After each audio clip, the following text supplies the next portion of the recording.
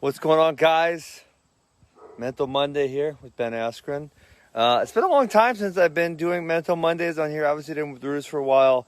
And then I was on Periscope on Twitter, and then I always did it on there, and then I saved it there, and then I put it other places, and then they stopped allowing the save feature. So that was really, really annoying.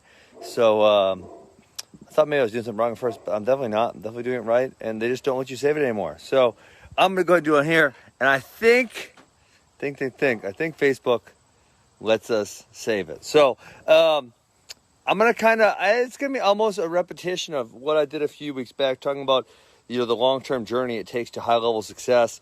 And, I talked a couple weeks back about how it's really easy and simple to stay motivated for short windows of time, and this is something kids are able to do. They put in a good week or a good month, and they think, okay, it's good. I accomplished something, I'm done.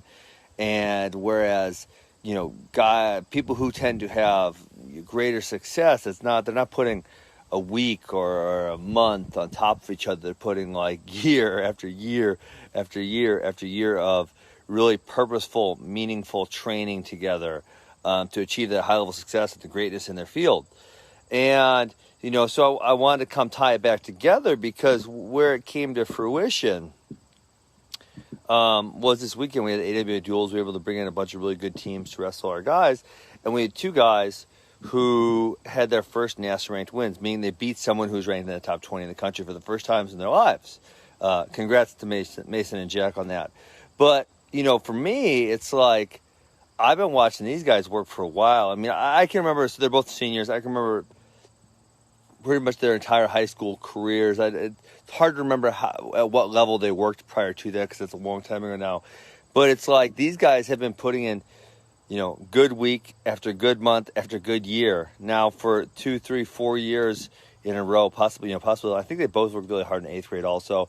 So for us, you guys know the way we run a wrestling program is we don't really push the guys when they're younger, more as they get to that older middle school and then high school.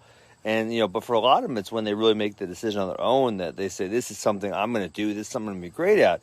And so, again, for these guys, it was, 2, 3, 4, 5 years of really good, hard, consistent work to get to the level they need to do to get their first national ranked wins. And hopefully, right, there's nothing guaranteed after this, but hopefully they're the first of many. Hopefully those aren't the first and only. That would suck.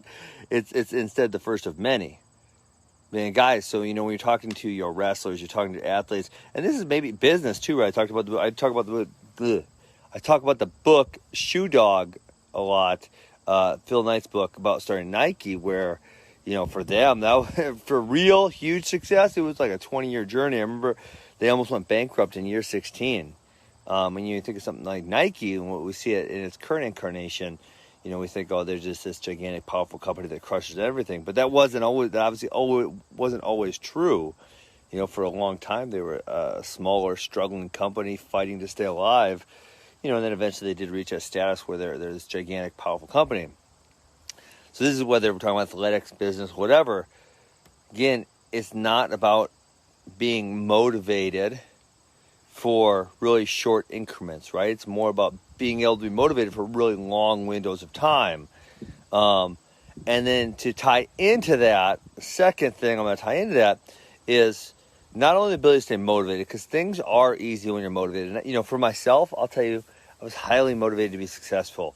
There weren't a lot of times in high school where I had to force myself to train when I didn't want to. I really wanted to do it. I looked forward to wrestling. I look forward to that challenge a lot, okay?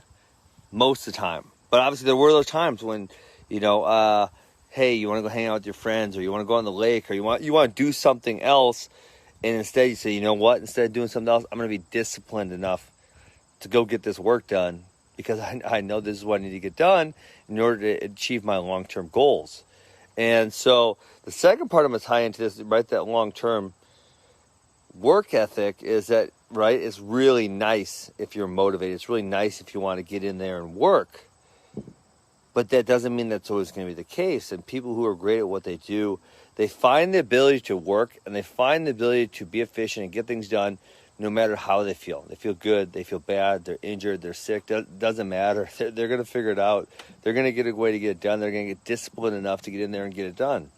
And so that's something really important to be able to teach kids is, hey man, you can't just get better when you want to get better. You can't just get better when you feel good, but yet we need to keep making progress the entire time, right? And so when we have those times when we're not that motivated, when we're kind of down on ourselves, that's when the discipline kicks in, and we say, okay, let's go to work anyways. Let's get it done. So that kind of ties into stuff I've been talking about the last couple weeks. Hope you guys like it. Hope you guys enjoy the Mental Mondays. I don't know. I'll probably be coming back to Facebook since Periscope does not let me save it anymore, unfortunately.